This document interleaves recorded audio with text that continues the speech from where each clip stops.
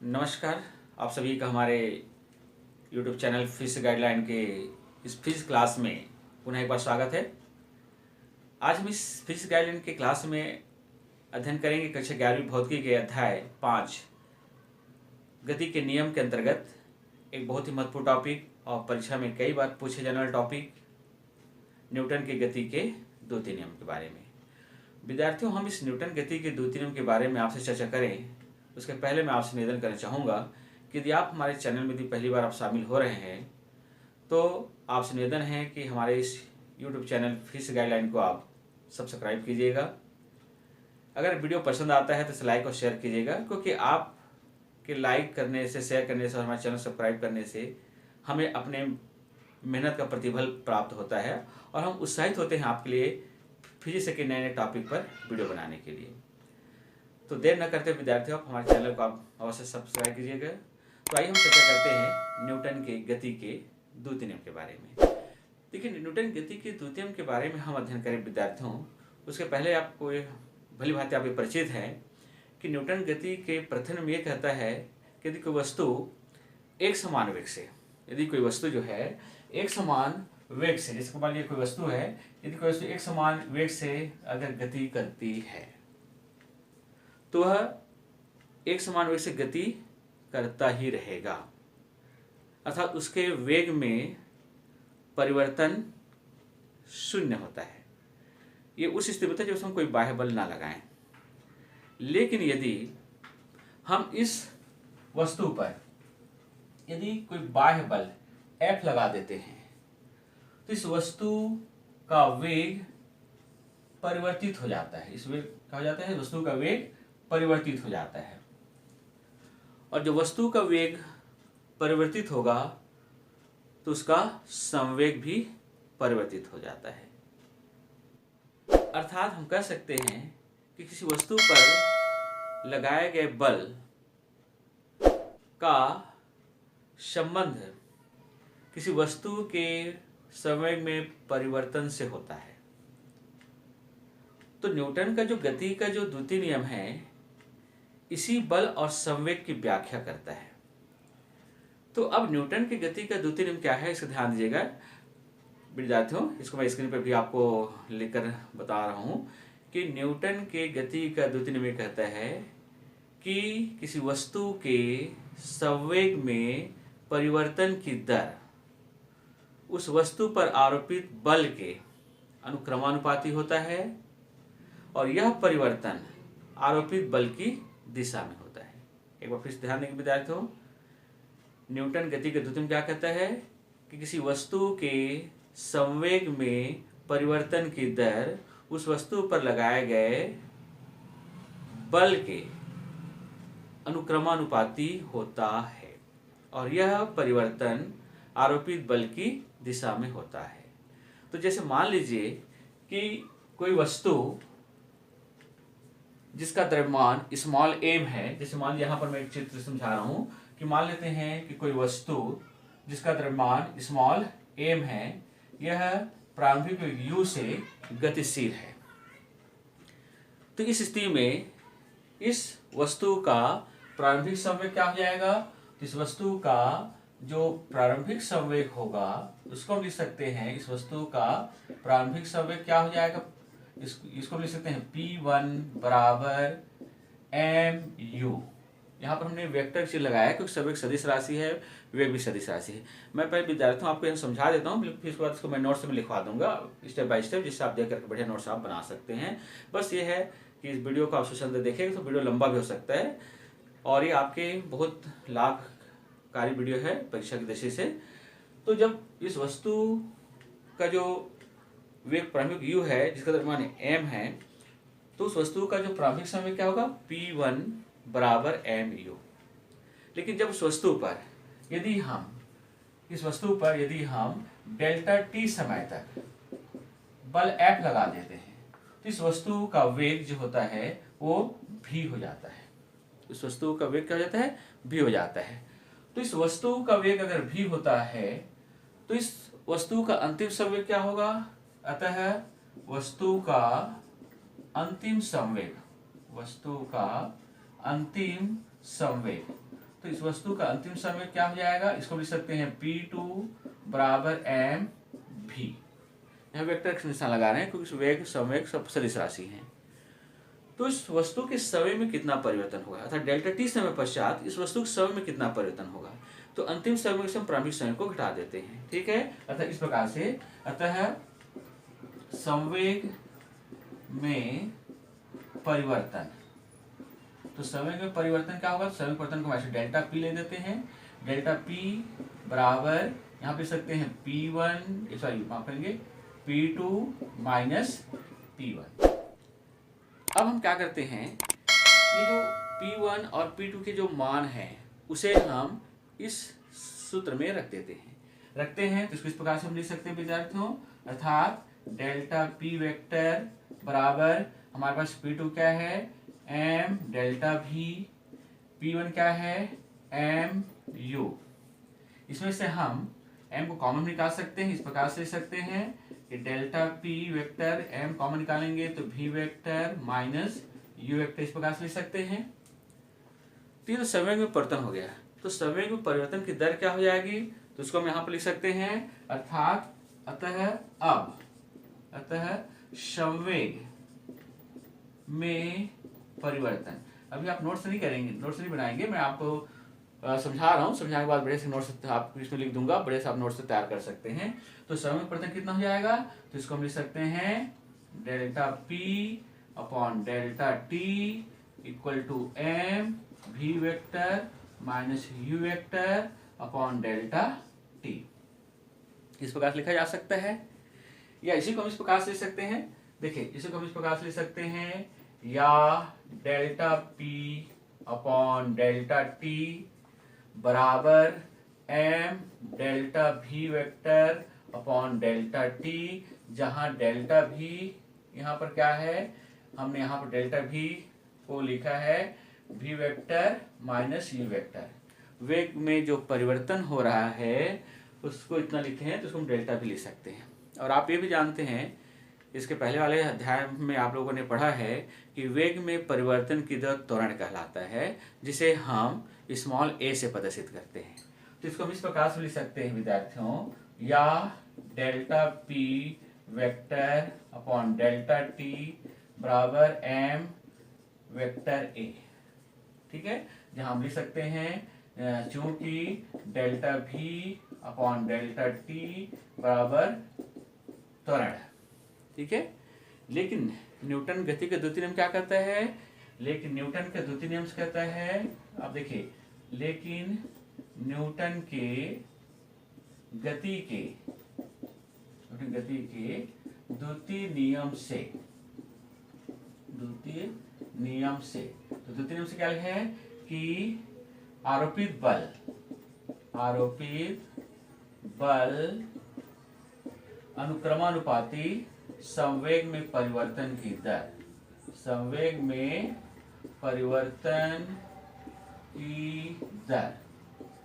ठीक है, अब हमारे पास क्या है, आरोपित बल मान लेते, यहाँ पर क्या है F है, संवेग में परिवर्तन की दर कितना मिला है, delta P upon delta T, सब वेक्टर लगा देते हैं, ये सदिश राशि है। या अब यहाँ देख रहे हैं कि इस delta P upon delta T बराबर क्या है, MA, उसके यहाँ रख देते हैं, इसको लिखेंगे F वेक्टर इक्वल टू, यहाँ पर स्केल लग देते हैं जो नियतांक काम करेगा, delta P vector upon delta T। ठीक है, या इसी को हम लिख सकते हैं F इक्वल टू, अब देखिए delta P upon delta T का मान यहाँ पर है MA वेक्टर। इसको आप समीकरण को भी दे सकते हैं, जैसे मान लीजिए तो समीकरण नंबर कोई दिया नहीं है, मान लीजिए मैं इसको 1 दे देता हूँ, बाद में इसको समीकरण को हम बदल भी सकते हैं। तो ये जो k यहाँ पर है, k यहाँ पर एक अनुपातिक नियतांक है और इसका मान सामान्यतः है द्रव्यमान, वस्तु द्रव्यमान, त्वरण और बल पर निर्भर करता है। ऐसा कहने का मतलब है कि किसी वस्तु पर, यानी कह सकते हैं किसी एकांक द्रव्यमान की वस्तु पर यदि एकांक बल लगाया जाए तो उसमें उत्पन्न त्वरण इकाई हो या इसमें एकांक त्वरण उत्पन्न हो, तो उस स्थिति में हम इस समीकरण को अधिक रूप में लिख सकते हैं F इक्वल टू के एम ए। अर्थात यदि हम इस समीकरण में F बराबर 1, M बराबर 1, A बराबर 1 रखें तो ये समीकरण क्या हो जाएगा? F, देखिए A बराबर 1 रखना है और M बराबर A1 रखना है, A बराबर 1 रखना है, तो यहाँ केवल बचेगा K बराबर 1। अतः हम समीकरण 1 में इसके हम कितना रख देते हैं? 1 रख देते हैं। 1 रखेंगे इस समीकरण 1 में तो कितना हो जाएगा? F equal to ma। ये अर्थात किसी वस्तु पर आरोपित बल की परिभाषा कैसे निकालेंगे? तो किसी वस्तु के द्रव्यमान और उससे उत्पन्न त्वरण के गुणनफल को हम बल कहते हैं। ये बल की गणितीय परिभाषा है। तो सामान्यतः विद्यार्थी ये जो प्रश्न है इस पर आते हैं कि न्यूटन गति के द्वितीय नियम क्या है, इसकी सहायता से बल का सूत्र की व्युत्पत्ति कीजिए, इस तरह से आता है। तो चलिए विद्यार्थी, ये तो हम लोग एक गणितीय क्वेश्चन को बताया है। अब इसको मैं स्टेप बाय स्टेप इसमें नोट्स में लिख रहा हूँ, आप कॉपी निकाल लीजिए और इसको बढ़िया से नोट्स करिएगा। चलिए देखिए, जैसे हम यहाँ से मिटाता हूँ और यहाँ पर नियम तो आपको मालूम है, मैं पहले बता चुका हूँ। यहाँ पर जो गणितीय गणना है उसको हमको स्टेप बाय स्टेप लेना है और बहुत अच्छे से इसको आप नोट कर सकते हैं और एक अच्छे से एक नोट तैयार करके आप परीक्षा की दृष्टि से आप इसका लाभ ले सकते हैं। तो यहाँ पर हम शुरुआत करेंगे। चलिए यहाँ पर इस गणितीय व्याख्या, न्यूटन गति के द्वितीय नियम की गणितीय व्याख्या को लेते हैं। देखिए यहाँ लिख डाल देते हैं गणितीय व्याख्या, ठीक है। और गणितीय व्याख्या हम लिखेंगे कि माना कि किसी वस्तु का द्रव्यमान स्मॉल m है जो प्रारंभिक वेग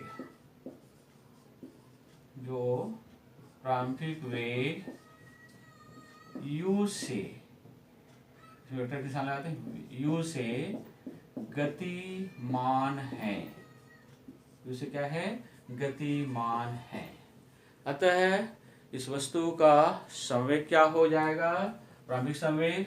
अतः वस्तु का प्रारंभिक संवेग को हम P से प्रदर्शित करते हैं। तो प्रारंभिक संवेग हम लिख सकते हैं P1 बराबर mu, ठीक है। ये वस्तु का क्या है? प्रारंभिक संवेग है, ठीक है। अब यदि वस्तु पर डेल्टा t समय तक बल F आरोपित करते हैं, बाह्य बल आरोपित, ठीक है, आरोपित करते हैं, तो वस्तु का वेग क्या हो जाएगा? माध्यम भी हो जाता है। तो वस्तु का वेग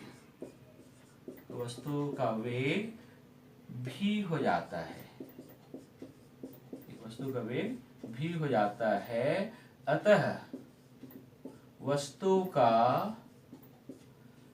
अंतिम संवेग क्या हो जाएगा? तो यहाँ लिख सकते हैं वस्तु का अंतिम संवेग। तो वस्तु का अंतिम संवेग इसको लिख देते हैं P2 वेक्टर बराबर mv वेक्टर। मतलब हमको वस्तु का प्रारंभिक संवेग मिल गया, अंतिम संवेग। तो वस्तु के समय में कितना परिवर्तन होगा इसको मान लेते हैं। अतः वस्तु के संवेग में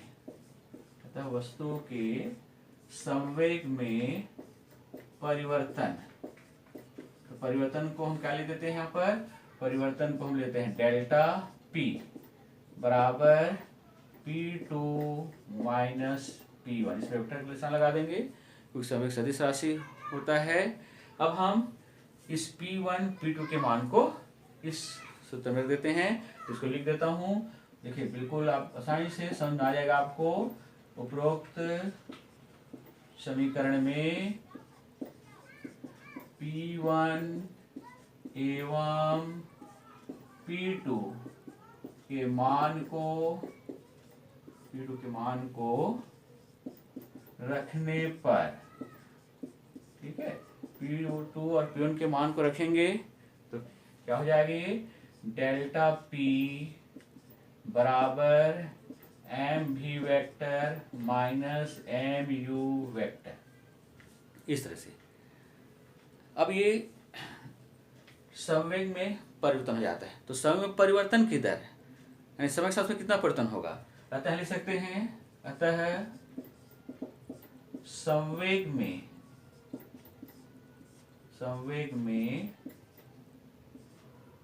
परिवर्तन, अतः संवेग में परिवर्तन की दर, तो संवेग परिवर्तन दर क्या हो जाएगी, इसको ऐसे लिख सकते हैं, delta P upon delta T बराबर M V vector minus M U vector upon delta T, इस तरह से।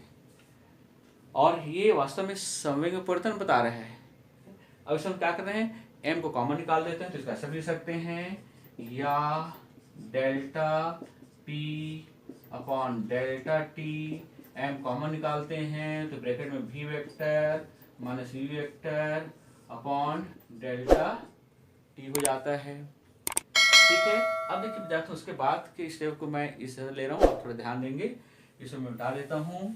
तो अगला जो स्टेप होगा वो इस प्रकार से होगा, आप इसको ध्यान से देखते रहें। तो इसको हम इस प्रकार से भी लिख सकते हैं, इसको लिख सकते हैं, या delta P upon delta T बराबर m कॉमन निकालते हैं, तो एक सॉरी माफ करें, हम तो निकाल लिए हैं, इसको ऐसे लिख सकते हैं कि m delta V upon delta T, जहां delta V upon delta T क्या सकते हैं, जहां delta V upon delta T वेग में परिवर्तन की दर है, और हम जानते हैं पूर्व में हम लोगों ने पढ़ा है कि वेग में परिवर्तन की दर को त्वरण कहते हैं। वेग में परिवर्तन की दर क्या कहते हैं, त्वरण कहते हैं। तो इसको इस प्रकार से लिखा जा सकता है, या delta P upon delta T बराबर एम ए, वेक्टर लगा दें, कोई त्वरण सदिश राशि है, यहाँ पर लिख देते हैं, चूंकि delta V upon delta T बराबर त्वरण A होता है, ठीक है। आप इसको चाहे तो आप समीकरण नंबर इसको 1 दे दीजिए, ठीक है। लेकिन न्यूटन गति के द्वितीय नियम क्या कहता है कि संवेग में परिवर्तन की दर उस पर आरोपित बल के अनुक्रमानुपाती होता है या समानुपाती होता है, ठीक है। तो इसको लिख सकते हैं, अतः अब कैसे लिख दीजिए, अतः ये आप लिख दीजिए, अब न्यूटन की गति के द्वितीय नियम से, न्यूटन गति के द्वितीय नियम क्या कहता है, न्यूटन गति के द्वितीय नियम से कि आरोपित बल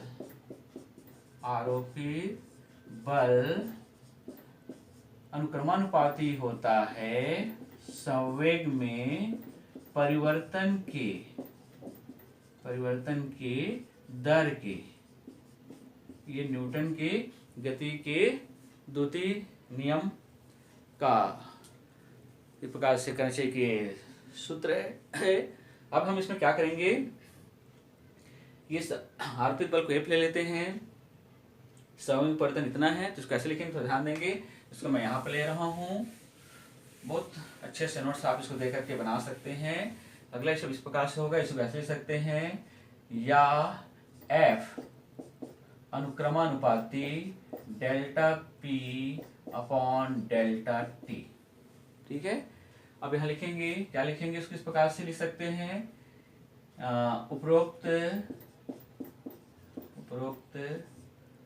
सूत्र में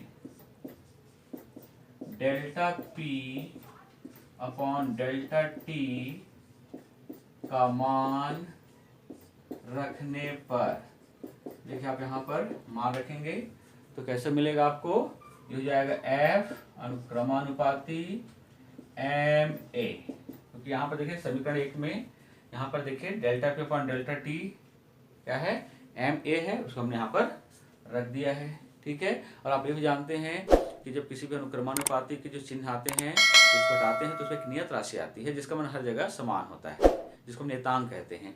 तो इसको इस प्रकार से लिखा जा सकता है, या F equal to K M A, इसको दीजिए आप समीकरण नंबर 2। ठीक है, और यहाँ पर बिल्कुल वेक्टर चिन्ह लगा दीजिए, यहाँ पर वेक्टर चिन्ह लगा देते हैं। तो लिखेंगे जहाँ K एक नियतांक है, जहाँ K एक नियतांक है जिसका मान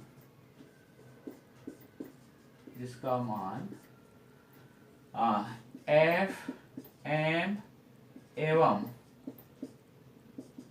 A के मापन पर निर्भर करता है, के मापन पर निर्भर करता है। ठीक है, निर्भर करता है कि जैसे किसी वस्तु के द्रव्यांक 1 मान लें या एकांक मान लें, तो कहने का मतलब है कि यदि किसी एकांक द्रव्यमान, की वस्तु पर एकांक बल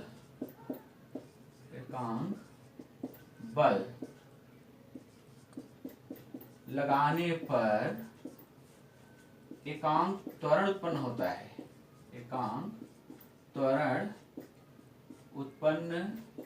बिल्कुल देखिए मैं नोट्स ग्रुप में लिख रहा हूं, एकांक त्वरण उत्पन्न होता है तो समीकरण 2 को अदिश रूप में लिखने पर, किसमें लिखेंगे हम लोग? अदिश रूप में लिखने पर, यदि हम समीकरण 2 को अदिश रूप में लिखेंगे, ये जो समीकरण है इसको हम अदिश रूप में लिखें तो इसको हम इस प्रकार से लिख सकते हैं। यदि आप इस समीकरण 2 को अदिश रूप में लिखेंगे तो ये हो जाएगा F equal to K M A, इसको आप समीकरण नंबर 3 दीजिए। और कहने का मतलब है कि यदि समीकरण 3